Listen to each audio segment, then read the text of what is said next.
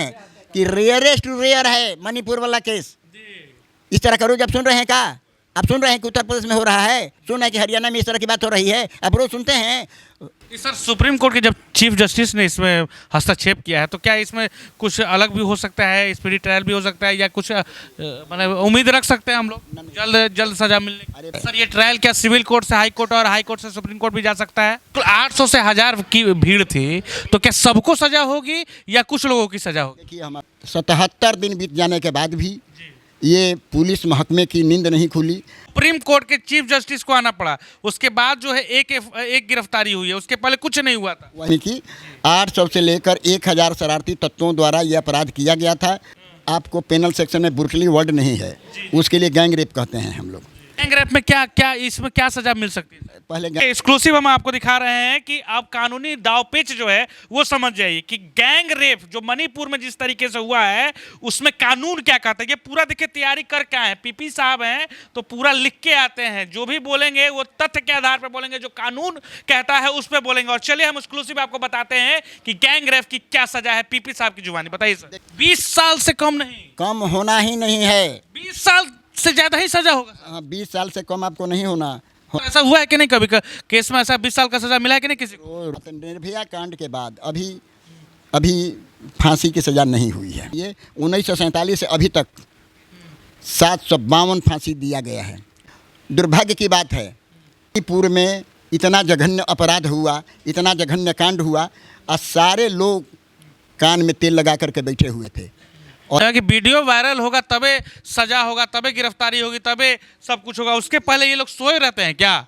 वो zero case क्या है जो जीरो बोला जा रहा है कि जीरो केस दायर किया गया था, एफआईआर, जीरो एफआईआर, उसका थोड़ा सा समझाइए। जीरो एफआईआर के बारे में भी लोगों को समझाइए कि जीरो एफआईआर आप कैसे और कहाँ कर सकते हैं। देखिए सर इसमें क्या फांसी की सजा हो सकती है? फांसी की सजा हो सकती है कि नहीं? मारा भी गया है उनके पिताजी को, उनके भाई को, और उनके साथ गैंग रेप भी हुआ है। सुनिए आप। वर्चस्व की लड़ाई में पिस रही है इंसानियत। मणिपुर जिस तरीके से धधक रहा है और मणिपुर में जिस तरीके से हैवानियत शर्मसार कर रही है पूरे इंसानियत को, भारत के प्रधानमंत्री नरेंद्र मोदी को भी 78 दिन के बाद ख्याल आया कि मणिपुर जल रहा है। लेकिन मणिपुर की कहानी अब हम आपको सुनाते हैं, क्या क्या धाराएं लग सकती हैं, क्या क्या उस पर एक्शन हो सकता है और क्या क्या कुछ सजाएं मिल सकती हैं। 800 से 1000 लोगों की भीड़ जब 4 मई को 3 महिलाओं को नग्न करके ब्रूटली रेप भी किया जाता है 21 साल की लड़की के साथ, और रेप से बचाने जब पिताजी जाते हैं 56 साल के तो उन्हें मार दिया जाता है। वहीं दूसरी तरफ उनके छोटे भाई को भी जो कि 18 या 19 साल के हैं उन्हें भी मार दिया जाता है। अब इससे भी जघन्य जो है अपराध भारत के इतिहास में हुआ होगा, लेकिन इस तरीके से नहीं हुआ होगा। तो चलिए ये सारी चीजें हम बात करेंगे। कानूनी क्या पेच है, कानून क्या कहता है, किस तरीके से क्या क्या सजाएं मिल सकती हैं, कानून की धाराएं क्या कहती हैं, कानून में क्या फांसी की सजा है। चलिए बात करते हैं। एक्सक्लूसिव हमारे साथ जुड़ चुके हैं। बाकी नमस्कार, आप देख रहे हैं आशा एक भारत, और हमारे साथ जुड़ चुके हैं आरा सिविल कोर्ट के पीपी साहब यानी कि नागेश्वर दुबे सर, और ये वरिष्ठ वकील भी हैं, पूर्व में बार एसोसिएशन के अध्यक्ष भी रह चुके हैं, और इनसे जानेंगे, ये काफ़ी जानकार भी हैं, काफ़ी वरिष्ठ वकील भी हैं, तो क्या है कानून के दावपेच। और आप ये समझिए कि एफआईआर के 2 महीने तक सजा अभी तक किसी को नहीं मिली है, और दूसरी तरफ जब सुप्रीम कोर्ट के चीफ जस्टिस को इसमें एक्शन लेना पड़ रहा है तब पुलिस पे दबाव बन रहा है, और पुलिस जो है अनरिकॉग्नाइज्ड फेस को अब ढूंढने जा रही है। तो चलिए बात करते हैं सर से। सर सबसे पहले हमारे इस चैनल पे आपका स्वागत है। बहुत बहुत धन्यवाद आपको, चैनल पर आपके सारे लोगों को हमारे तरफ से धन्यवाद, जितना लोग देख रहे हैं उनको धन्यवाद, और आपको विशेष धन्यवाद और आशीर्वाद दोनों। सर बहुत सारा सवाल है। शुरुआत सवाल तो ये होगा सर कि जिस तरीके से 4 मई की घटना हुई, 800 से 1000 लोगों की भीड़, मैथी समुदाय की भीड़ जो है वो जाती है और 3 महिलाओं को पकड़ के नग्न किया जाता है और उनके पिताजी को मार दिया जाता है। इस पे आपका क्या राय है, क्या कहिएगा इस तरीके से जघन्य अपराध पे? ये जघन्य अपराध के बारे में आपने जो पूछा है, मैं बता देना चाहता हूँ कि जघन्य अपराध ये अपने आप में एक विशेष जघन्य अपराध है, क्योंकि इसको जितनी इसकी निंदा की जाए उतनी ही कम है। मैं आपको बता देना चाहता हूँ, दो समुदायों के बीच में वहाँ पर बराबर झगड़ा होता रहता है। और पूरे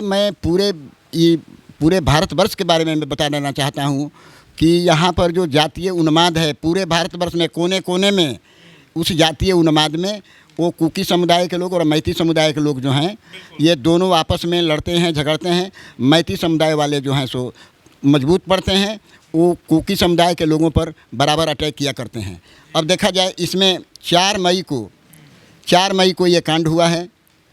4 मई को कांड हुआ, ये जघन्य अपराध हुआ और 77 दिन बीत जाने के बाद भी ये पुलिस महकमे की नींद नहीं खुली और न तो किसी तरह का पुलिस अनुसंधान हुआ। सारे लोग चुप लगा गए थे। मैं जानना चाहता हूँ, सुप्रीम कोर्ट के चीफ जस्टिस को आना पड़ा, उसके बाद जो है एक गिरफ्तारी हुई है, उसके पहले कुछ नहीं हुआ था। वही बात मैं आपसे बता रहा हूँ कि ऑनरेबल एपेक्स कोर्ट ने माने सुप्रीम कोर्ट ने जब इस अपराध का संज्ञान लिया स्वतः, तो उसके बाद एक गिरफ्तारी हुई है। और उस पर लगता था कि मात्र प्राथमिकी हुई थी, और भी प्राथमिकी बहुत विलम्ब से हुई। प्राथमिकी 800 से लेकर 1000 शरारती तत्वों द्वारा यह अपराध किया गया था। 3 महिलाओं को नग्न किया गया था और नग्न करके उसमें जो 56 साल के एक व्यक्ति थे, बुजुर्ग थे, उनकी हत्या कर दी गई। और 19 साल के उनके परिवार के एक सदस्य थे, छोटे भाई थे, वो जा कर के बचा रहे थे। एक जो रेप हो रहा था तो उनकी भी हत्या कर दी। ब्रूटली रेप कहा जा सकता है इसको, ब्रूटली रेप ये किया गया है। जिस तरीके से धान के खेत में ले जाके रेप करके, कोई आपको पेनल सेक्शन में ब्रूटली वर्ड नहीं है, उसके लिए गैंग रेप कहते हैं हम लोग।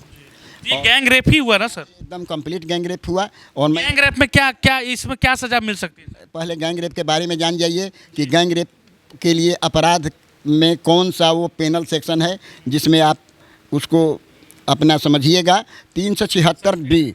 तो देखिए, एक्सक्लूसिव हम आपको दिखा रहे हैं कि आप कानूनी दावपेच जो है वो समझ जाइए कि गैंग रेप जो मणिपुर में जिस तरीके से हुआ है उसमें कानून क्या कहता है। ये पूरा देखिए तैयारी कर क्या है, पीपी साहब हैं तो पूरा लिख के आते हैं। जो भी बोलेंगे वो तथ्य के आधार पर बोलेंगे, जो कानून कहता है उस पर बोलेंगे। और चलिए हम एक्सक्लूसिव आपको बताते हैं कि गैंग रेप की क्या सजा है। पीपी साहब की जुबानी बताइए सर।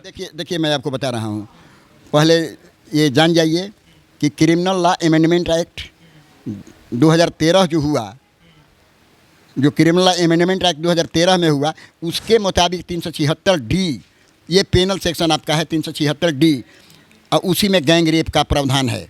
मैं 2013 में अमेंडमेंट हुआ था। हाँ, अमेंडमेंट हुआ है, क्रिमिनल लॉ अमेंडमेंट हुआ 2013, तो उसी में 376D का पूरा डिफाइन किया हुआ है। इसलिए डिफाइन किया हुआ है कि मात्र 376 रेप का सेक्शन है। 376D जो है इसमें गैंग रेप का ये प्रावधान है। अब देखिए, गैंग रेप के बारे में मैं आपको पढ़ करके बता देता हूँ कि what is gang rape. When a woman is raped by 1 or more person constituting group or acting in furtherance of common intention, each of those persons shall be deemed to have committed the offence of rape and shall be punished with rigorous means सश्रम कारावास जिसको कहते हैं। उसमें क्या होता है sir, सश्रम कारावास में क्या होता है? गैंग रेप करने के बाद जो सजा मिलेगा जिस व्यक्ति को, not only in gang rape, rigorous imprisonment depends upon the evidence of the case। दूसरे केस में भी रिगरस इम्प्रिजमेंट हो सकता है, लेकिन इसमें रिगरस इम्प्रिजमेंट के बारे में कहता है कि punish with rigorous imprisonment for a term which shall not be less than 20 years। 20 साल से कम नहीं, कम होना ही नहीं है। 20 साल से ज़्यादा ही सजा होगा। हाँ, 20 साल से कम आपको नहीं होना है, not less than 20 years। But ऐसा हुआ है कि नहीं कभी केस में ऐसा 20 साल का सजा मिला है कि नहीं किसी को? रोज हो रहा है भाई, रोज हो रहा है। जहाँ पर एविडेंस आएगा निश्चित रूप से हो जाएगा। मैं आपको बता देना चाहता हूँ कि निर्भया कांड जो हुआ था ना, दिल्ली वाली निर्भया कांड, रड के साथ रेप किया गया, रड से ब्रूटली हैरास किया गया। हाँ, तो निर्भया कांड के बाद अभी फांसी की सज़ा नहीं हुई है। निर्भया कांड के बाद अभी तक फांसी की सजा नहीं हुई है। ये एक्सक्लूसिव जो है आशा एक भारत पे आप सुन लीजिए कि अभी तक कितने सारे जघन्य अपराध होंगे, लेकिन सिर्फ निर्भया कांड में फांसी हुआ। बात और समझ जाइए, 1947 से अभी तक 752 फांसी दिया गया है। 1947 से अभी तक मात्र 752 फांसी दिया गया है। और मात्र फांसी दे देने से ये समझिए कि अपराध नहीं रोका जा सकता है जब तक हम कॉन्शस नहीं होंगे, जब तक हम उसके बारे में संवेदनशील नहीं होंगे। दुर्भाग्य की बात है कि ये मणिपुर जो है, मणिपुर में इतना जघन्य अपराध हुआ, इतना जघन्य कांड हुआ और सारे लोग कान में तेल लगा करके बैठे हुए थे। और ये जिम्मेवारी केवल सत्ता पक्ष की नहीं है, इसमें जितने लोग हमारे हैं, जितने हमारी आबादी है, जितनी हमारी जनसंख्या है, जितने हम लोग हैं, एक एक आदमी की जिम्मेवारी बनती है कि अपराध को हम लोग अपने स्तर से रोकने का प्रयास करें। देखिए, सबसे बड़ी बात यह है कि अपराध जो हुआ मणिपुर का खास करके, उसमें मुझे दुख इस बात का है कि जो अपराध हुआ है उसको लोग पॉलिटिकल रेंज से देखने लगते हैं। कभी भी राजनीति नहीं होनी चाहिए। अपराध अपराध है। एक मासूम बच्ची के साथ रेप होता है, उसकी हत्या कर दी जाती है, और आप जो हैं अब उसमें अपना पॉलिटिकल पार्टी को लेकर के इधर से उधर अपना उल्टा पुल्टा बोलने लगते हैं। ये सब नहीं होना चाहिए। आप इसमें बल्कि सत्ता पक्ष को भरपूर समर्थन दे करके उस अपराध को रोकने का प्रयास करना चाहिए कि उस तरह का अपराध नहीं हो। दुर्भाग्य है और मैं काफ़ी दुखी हूँ इस बात को लेकर के कि जब तक ये सुप्रीम कोर्ट के माननीय ये चीफ जस्टिस महोदय ने जब तक स्वतः संज्ञान नहीं लिया, तब तक कार्रवाई कंप्लीट बिग जीरो थी। बिग जीरो, उसमें कुछ नहीं हो रहा था। और देखिए अभी एक चीज हमको नहीं समझ आया कि वीडियो वायरल होगा तबे सजा होगा, तबे गिरफ्तारी होगी, तबे सब कुछ होगा। उसके पहले ये लोग सोए रहते हैं क्या, पुलिस के अधिकारी लोग और सब लोग? हम बताते हैं, वीडियो वायरल होगा तो सवाल है कि हर क्षेत्र का जहाँ क्राइम होता है, आप जानते होंगे कि क्षेत्राधिकार बटा हुआ है कि कहाँ पर अपराध हुआ है। हालांकि कुछ सुप्रीम कोर्ट में और हाई कोर्ट में इस तरह का प्रावधान है सीआरपीसी के तहत कि अगर मान लीजिए कि मणिपुर में अपराध हुआ है तो उसका विचारण आपको आरा में भी हो सकता है। सर, वो जीरो केस क्या है जो जीरो बोला जा रहा है कि जीरो केस दायर किया गया था, एफआईआर, जीरो एफआईआर, उसका थोड़ा सा समझाइए। जीरो एफआईआर के बारे में भी लोगों को समझाइए कि जीरो एफआईआर आप कैसे और कहाँ कर सकते हैं। देखिए, आपको बताते हैं हम जब आप जाते हैं, अपराध का ज्ञान आपको नहीं है, केवल खाली सुनते हैं कि अपराध हुआ है, व्यक्तिगत रूप से आपको ये जानकारी नहीं होती है, तो अगर जहाँ जा कर के आप उसको इंस्टीट्यूट कीजिएगा तो जीरो पर करेगा। अच्छा। तो आप पहले ही समझ जाइए कि ये जो नंगा करके उसको घुमाया गया उसके बारे में आप नहीं पूछ रहे हैं। नहीं, मैं उसी पे सवाल पाया। उसके बारे में पूछिए कि 354B जो है, बिल्कुल नंगा करके घुमाया गया है 3 महिलाओं को, उस पर क्या क्या एक्ट और क्या क्या केस, क्या क्या अपराध है, ये बताइए। उसमें आपको 354B बनेगा। अभी 354B क्या कहता है? 354B कहता है कि असल्ट और use of criminal force to women with intention to डिसरोब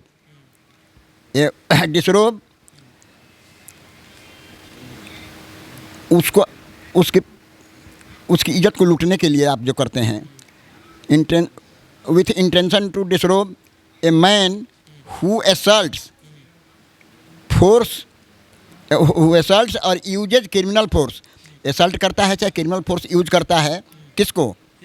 to A women, और एबेट्स या उसको ललकारता है, एबेट करता है उसको, such act with the intention of disrobing or compelling her to be naked shall be punished with imprisonment of either description for a term which shall not be less than 3 years। 3 साल से कम उसमें सज़ा नहीं होगी। मतलब ये नंगा घुमाने का मात्र 3 साल सजा है सर? पूरा सुनिए, पहले पूरा सुनिए। जो पेनल सेक्शन जो प्रोवाइड करता है उसके बारे में मैं बताएं। नॉट लेस दैन 3 years, ये 3 साल की सज़ा नहीं कहता है, कहता है 3 साल से कम की सज़ा नहीं होगी। अधिकतम कितना सर? But- Up to कितना है? But which may extend to 7 years and shall also be liable to fine, और उसको फाइन भी हो सकता है, फाइन भी हो सकता है। फाइन भी हो सकता है। और एक बात और बताते हैं आपको, 354 बी, आप उसको उस पर भी आप ध्यान दीजिएगा। 354 बी में जो अपराध हुआ है, तो 354 बी एक्सक्लूसिव अकेले थोड़े अपराध है, उसके साथ साथ में और जो ऑफेंस कमिट हुआ वो मिल करके आपको बहुत बड़ी पीरियड बना देगा, वो कन्विक्शन का, सज़ा का। 354 भी के सिर्फ ही नहीं होगा, और भी कई सारे एक्ट लगेंगे, और सारे एक्ट लगेंगे, और उसमें आपको ये होगा, लाभ मिलेगा आपको, माने प्रोसिक्यूशन पार्टी को लाभ मिलेगा। और मैं आपको बता देना चाहता हूँ एक बात और, कि लोगों के दिमाग में है पूरा संपूर्ण भारतवर्ष कभी कभी कुछ इस तरह का सेंसेशनल केस हो जाता है जिसमें खाली उस प्रदेश का माने नहीं रह जाता है, उसको केवल लोकलाइज नहीं किया जा सकता है। जैसे कि आपको मणिपुर वाला केस है, इसमें पूरा हिंदुस्तान, पूरे संसार हो रहा है। सारे लोग जो हैं अब इस तरह की बात सोच रहे हैं कि अगर इस तरह की घटना कारित अगर होने लगेगी तो इसका मतलब कि इंसानियत ख़त्म हो जाएगी। और आप प्रयास कीजिए इस बात को। इसीलिए हमने कहा कि मात्र इसको राजनीति का अड्डा मत बनाया जाए, उसमें कोई पार्टी हो, किसी वहाँ तो केंद्र में भी भाजपा की सरकार है और वहाँ भी भाजपा की गवर्नमेंट है, मणिपुर में भी। तो हम ये नहीं कहते हैं कि वो भाजपा वाले के माथे छोड़ दिया जाए। जितनी पॉलिटिकल पार्टी हैं, जितने लोग हैं, ये कम से कम प्रश्न करें, पूछें अपने प्रधानमंत्री से, वहाँ के लोकल मुख्यमंत्री से, वहाँ के राज्यपाल से जा कर के पूछें कि भाई इस तरह का अपराध हुआ है, आप इसमें क्या कर रहे हैं। ये पूछने का अधिकार सबको है। सबसे बड़ा बात है कि प्रधानमंत्री भी तो 78 दिन के बाद जागते हैं, हाँ, और मात्र 36 सेकेंड का जो है वो बयान देते हैं, उसमें वो एग्जाम्पल दे देते हैं और राज्यों का कंपेयर किया जाता है कि भैया एक समय कांग्रेस की सरकार थी, मनमोहन सिंह थे, उन्होंने भी निर्भया कांड पे बयान दिया था। आपने ध्यान नहीं दिया जो हमने कहा। वो चाहे सरकार भाजपा की हो, चाहे कांग्रेस की सरकार हो, हमने कहा कि राजनीति नहीं होनी चाहिए। शायद उस पर आपने ध्यान नहीं दिया। हमने कहा कि राजनीति नहीं होनी चाहिए। अगर यदि मान लीजिए कि प्रधानमंत्री ने ध्यान नहीं दिया, आपको भी ध्यान देना चाहिए था। आप उस अपराध पर, आपको संज्ञेय अपराध है, संज्ञेय अपराध का माने होता है कि सब लोगों को पर उसको ध्यान देना है। ये बात नहीं कि वो खाली प्रधानमंत्री के जिम्मे बटा हुआ है, प्रधानमंत्री ही ध्यान दें। लेकिन सवाल है कि प्रधानमंत्री जी, अब देखिए, अगर यदि इस तरह की बात नहीं किए होते, अगर 77 दिन तक कुछ चुप्पी नहीं लगाए रहते, तो लोग उनका क्रिटिसाइज क्यों करते हैं? क्रिटिसाइज जो उनका हो रहा है, इसी कारण हो रहा है कि वो चुप लगा गए थे। और पहले जागना चाहिए था प्रधानमंत्री को, और उसके पहले प्रधानमंत्री के जागने के पहले वहाँ के मुख्यमंत्री को जागना चाहिए था। जो लोकल वहाँ का मुख्यमंत्री है, जो लोकल वहाँ के राज्यपाल हैं, जो लोकल वहाँ के डीजीपी हैं, इन लोगों को विशेष तौर से ये कार्रवाई करनी चाहिए थी। बाहर सोए हुए थे क्या सर? यही ना लगता है कि मैंने सब सोए हुए थे। अभी तक कितने लोगों के साथ मौत के घाट, 500 से 700 लोग डेली घर छोड़ रहे हैं, पर डे छोड़ रहे हैं, अपने घर को छोड़ के भाग रहे हैं, अपना घर छोड़ रहे हैं, घर से भाग रहे हैं। सबसे बड़ी बात है कि आप अपनी प्रतिष्ठा को, ये महिला जो हैं वो हमारी प्रतिष्ठा हैं, हमारी इज्जत हैं, और उस महिला को आप नंगा करके, हमारी जो परंपरा है, हमारी जो सभ्यता है, उसमें नारी का हम पूजा करते हैं, नारी का पूजा करते हैं, और उस नारी को लेकर के आप नंगा करके उसको रोड पर घुमा, उसके साथ गैंग रेप कर रहे हैं। उसके not brutally, rather that is gang rape. आप उसके साथ गैंग रेप कर रहे हैं। और गैंग रेप करने के साथ साथ कोई व्यक्ति उस रेप से किसी विक्टिम को बचाने के लिए जाता है, तो उसको भी मौत के घाटा पर उतार दें। सर, इसमें क्या फांसी की सजा हो सकती है? फांसी की सजा हो सकती है कि नहीं? मारा भी गया है उनके पिताजी को, उनके भाई को, और उनके साथ गैंग रेप भी हुआ है। सुनिए, आपको बताते हैं, फांसी की जो सज़ा होती है वो रेयरेस्ट टू रेयर केस में होती है। आई रेयरेस्ट टू रेयर तो समझिए कि इस्टेब्लिश्ड है। रेयरेस्ट टू रेयर केस माने रेयरेस्ट टू रेयरेस्ट हो गया ये, और रेयरेस्ट में रेयर है। इसका मतलब कि आप को उसमें जो अपराधी जो पकड़े जाएंगे वो तो साक्ष्य पर निर्भर करता है क्या साक्ष्य आता है। और मात्र इसके ये कह देने से कि उसमें फांसी की सज़ा होगी कि आजीवन कारावास होगा क्या होगा, लेकिन जो साक्ष्य मिलेगा उस साक्ष्य के आधार पर आपको सजाएं जो हैं सो उसके लिए दी जाती है। फांसी हो सकती है कि नहीं, मेरा सर सवाल। आपको मैं बता रहा हूँ ना कि रेयरेस्ट टू रेयर में जाएगा तो इसका मतलब ये होगा कि फांसी होती है। रेयरेस्ट टू रेयर सुनना चाह रहा नहीं सुनना चाहते हैं हम तो आपको स्पष्ट बता रहे हैं कि रेयरेस्ट टू रेयर है मणिपुर वाला केस। इस तरह का रोज आप सुन रहे हैं क्या? आप सुन रहे हैं कि उत्तर प्रदेश में हो रहा है, सुन रहे हैं कि हरियाणा में इस तरह की बात हो रही है, आप रोज सुनते हैं। अगर यदि एक्सक्लूसिव आप यही बात सुन रहे हैं केवल वहाँ से मणिपुर से, तो इसका मतलब कि आप रेयरेस्ट टू रेयर में आएगा। और आप पत्रकारिता में के माध्यम से आप एक काम कीजिएगा, आप अपना प्रेयर भेजिएगा जहाँ भेजना होगा कि आप इसको तत्काल इसका अनुसंधान समाप्त कर और उसका स्पीडी ट्रायल कराया जाए। सर, सुप्रीम कोर्ट के जब चीफ जस्टिस ने इसमें हस्तक्षेप किया है तो क्या इसमें कुछ अलग भी हो सकता है, स्पीडी ट्रायल भी हो सकता है, या कुछ मतलब उम्मीद रख सकते हैं हम लोग जल्द जल्द सजा मिलने की? अरे भाई, सर्वोच्च कोर्ट है, वो सवाल कहाँ उठता है कि अब प्रश्न है कि उन्होंने अब सुप्रीम कोर्ट में उसका ट्रायल नहीं ना होगा, ट्रायल होगा आपका सिविल कोर्ट में, नीचे के कोर्ट में, निचली अदालत में वो ट्रायल होता है। सर, ये ट्रायल क्या सिविल कोर्ट से हाई कोर्ट और हाई कोर्ट से सुप्रीम कोर्ट भी जा सकता है? इसमें कहाँ दो रहे, जो कन्विक्शन होता है वो क्या समझते हैं घरे बढ़ जाता है क्या? वो तो जैबे ना करता है। यहाँ से कन्विक्शन हम लोग कराते हैं तो चला जाता है हाई कोर्ट, हाई कोर्ट से कन्विक्शन बरकरार हो जाता है तो चला जाता है एपेक्स कोर्ट, एपेक्स कोर्ट से भी बरकरार रहता है, एपेक्स कोर्ट से बरकरार रहता है तो चला जाता है माननीय मुर्मू साहब के हैं जो हमारी राष्ट्रपति जी हैं कि अब माफ़ कर दीजिए, क्षमा कर दीजिए, हमने जो अपराध किया था उसके लिए मैं क्षमा मांगता हूँ। ये सारी प्रक्रियाएं आपको, सारा प्रक्रिया जो है सो ये आपको क्रिमिनल प्रोसीजर कोड में है। और कुछ पूछना है तो आप आराम से पूछिए, मैं इत्मीनान से बैठा हूँ।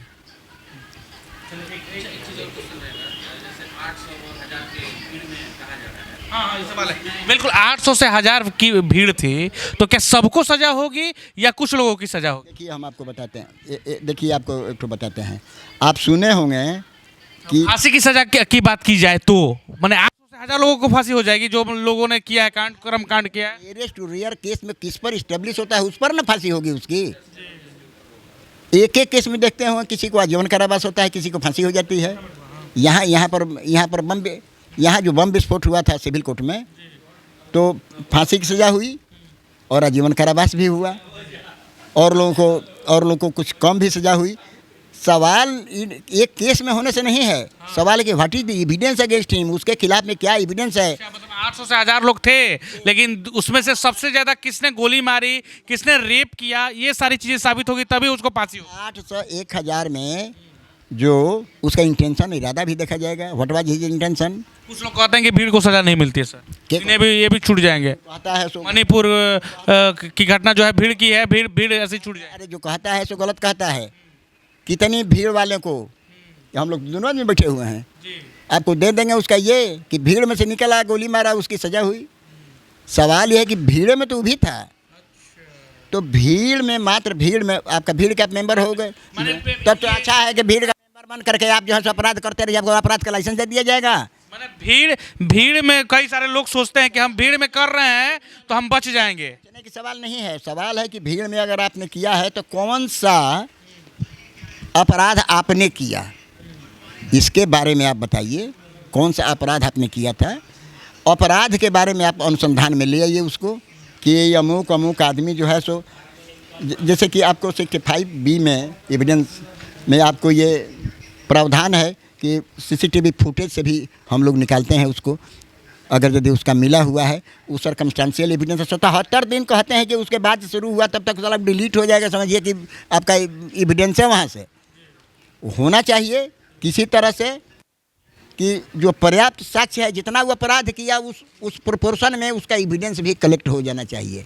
और मैं आपको बताना चाहता हूँ कि इस केस के बारे में आप अपने तरफ से हाईलाइट कीजिए कि इसका ट्रायल स्पीडी ट्रायल हो और इसका मणिपुर से हट करके दूसरी जगह ट्रायल हो।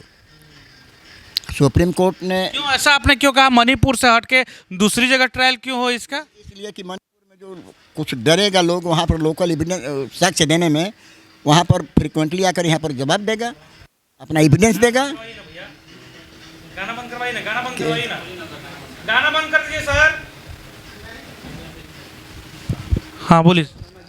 मैंने वो आकर के एविडेंस देगा, अपना साक्ष्य देगा। बहुत तरह की ऐसी बात होती है कि अच्छा मान लीजिए कि वो मैती वाला है, उसके खिलाफ में एविडेंस देना है, वहाँ का आदमी मणिपुर में एविडेंस दे, यहाँ हम कहेंगे नहीं तुमको हम बसा करके बाबू यहाँ पर रखेंगे, बढ़िया से रखेंगे, तुम्हारी पीठ पर धूल नहीं लगेगी, खटखटा करके गवाही दे देगा। मतलब ये थोड़ा सा जो है सही तौर पे जो है केस का जजमेंट हो और मैंने सही एविडेंस मिले, उसके चलते आप कह रहे हैं कि कहीं और ट्रायल हो, स्पीड ट्रायल हो, दूसरे जगह हो।